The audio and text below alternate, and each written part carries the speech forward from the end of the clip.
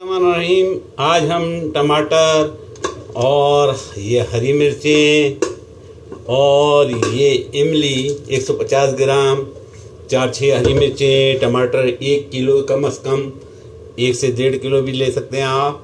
तो उसकी हम केचप चटनी बनाने जा रहे हैं। और मैंने इमली 150 ग्राम इमली को कुकर में डालने के बाद 1 गिलास पानी डाला और आधा कप शक्कर डाला। ये शक्कर की भी ज़रूरत होगी, बता रहा हूँ आपको, मैं दोबारा बता रहा हूँ। और ज़ीरा पिसा हुए की ज़रूरत होगी, ये पिसा हुआ ज़ीरा है।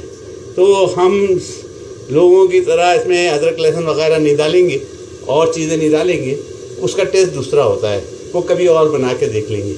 आज हम बना रहे हैं 150 ग्राम इमली को मैंने कुकर में डालने के बाद 1 गिलास पानी डाल के उसको कुक कर लिया। जब कुक हो गई,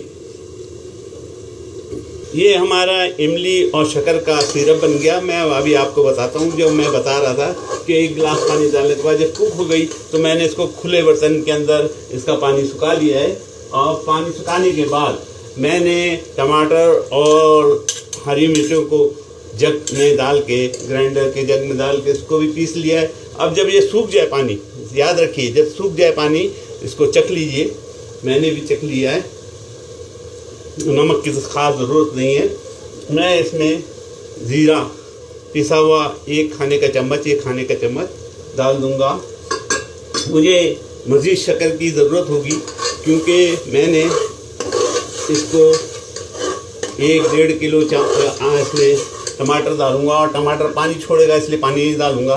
तो मैं शक्कर और डाल देता हूँ, या आधी कप, यानी टोटल 1 कप चाय, 1 कप शक्कर हो गई। 1 कप शक्कर और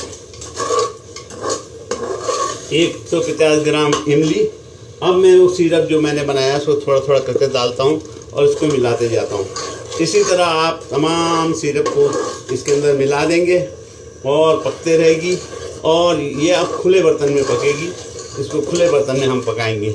ये मैंने और भी डाल दिया और आग को भी तेज़ कर देता हूँ, मैंने फुल आँच कर दी।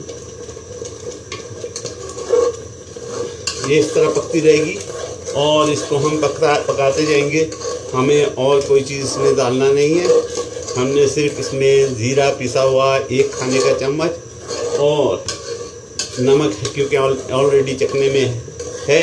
अगर कम पड़ेगा तो थोड़ा सा नमक, 1 चाय का चम्मच पहले नमक डालूँगा, फिर भी कम लगेगा तो 1 चाय का और चम्मच, यानी 1 खाने के चम्मच के बराबर हो जाएगा, नमक डालूँगा। और इसको पकाता रहूँगा जहाँ तक कि ये सिरप की शक्ल इस तरह निकल ले, गाढ़ा ना हो जाए। अभी टमाटर क्योंकि पानी छोड़ेंगे तो उसका पानी हम खुले बर्तन में पकाते जाएंगे।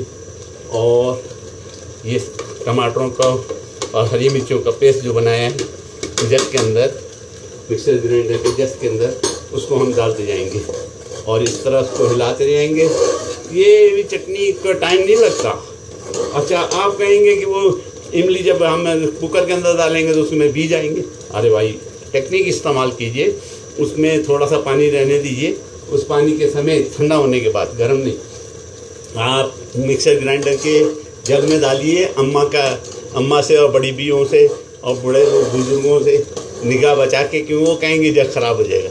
जग वह ख़राब नहीं होता, उसमें डालिए और उसको चॉपर को या मिक्सर के जो जग है उसको चलाइए, थोड़ी देर चलाइए, जब तक डुक डुक की आवाज़ आने लगे तो उसको बंद कर दीजिए। और फिर आगे बड़ा छन्ने में, मोटे छन्ने में उसको छानिए। मैंने जूसर के छन्ने में इसको छाना, इसमें आसानी से छन गए। इसको छान लीजिए, बीज सारे निकाल दीजिए और कुछ बालों की तरह उसके होते, इमली के बाल जो होते हैं वो भी निकल जाएंगे।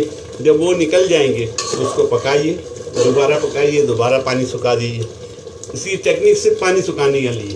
अब मैं आपसे इजाज़त चाहूँगा, मैं थोड़ी देर के बाद बताऊँगा। मैं इसमें मज़ीद टमाटर तैयार करके इसमें ग्राइंड करके डाल